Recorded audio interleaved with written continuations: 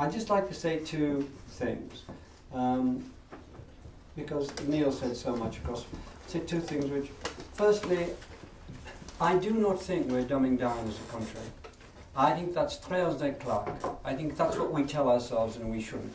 It's absolutely untrue, unproven on any ground you want to bring forward. To spell my own little example, when I got into university in 1957, 5% of the population got in. Now it's 44%. And if you think they're dumber than, if you think they're not as clever as we were, you're mistaken. My friends who stayed on university and became tutors think that people coming through have been clever and clever. The IQ in this country has gone up steadily. There are now 44% of them going to university, and most of them are doing very well indeed. You should have seen the duds at Oxford when I went. Thank you. You should have seen the duds, and people who swarmed in because of reasons to do with dads and dad. You should have seen them. They didn't do a day's work, and they haven't done a day's work since. And so the idea, and the dumbing down is a completely mistaken argument.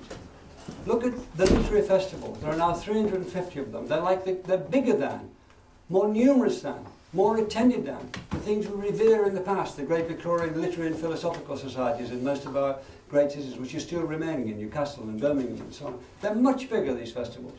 They're attended by thousands of people who ask intelligent questions and want to learn more. The buying of books, the borrowings of books, the reading of serious literature, the listening to serious radio programs. Of course, there's a lot of fun out there. There's a bit of dross out there. 'Twas ever thus. Will always be thus. That doesn't matter. That doesn't matter in my view. What matters is that the growth of the good stuff, as I define good, is growing and growing. More people are going to the Tate Modern than go to see Arsenal, God bless us.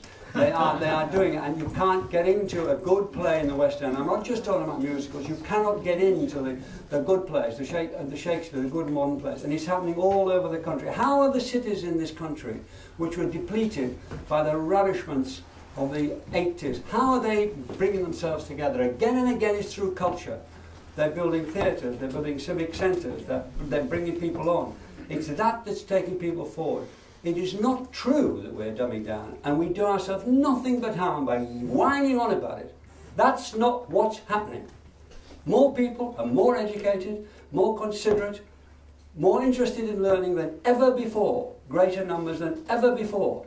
And in terms of the general condition of the country, of course it's not as good as it should be, but to take a perspective on it, let's take a 100-year perspective.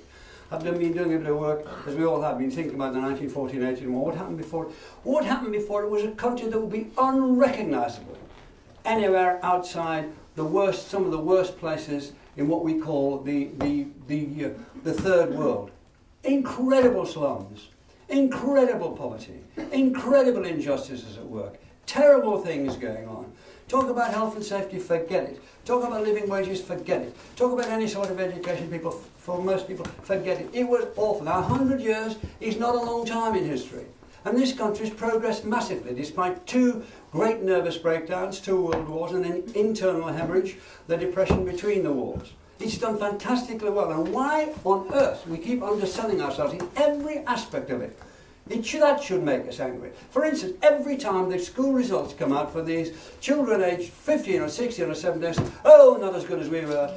And A doesn't matter these days, you know, it's all rubbish and so on. Why don't they just shut up and say, we've got these good, clever children on our hands, let them get on with it and give them more opportunities, which I totally agree with Neil, to give them more opportunities to get on. But to keep thinking of ourselves as a depressed, oh dear me country, look around, travel around. See what's going on in other places. Let's have a bit of comparisons instead of going for absolutism. Don't let the best be the enemy of the good. We're doing better than the mood. The mood is a mood that's given us, Neil has said again and again, generally by a few people who don't believe in it themselves either. They think that nightmares sell newspapers, as Rothermere said in the late 19th century. And they continue with that. We're not like that. And if we think we're like that and act like we're like that, that means they've won. And they shouldn't be left to win. Yeah, yeah. I think Michael was really good.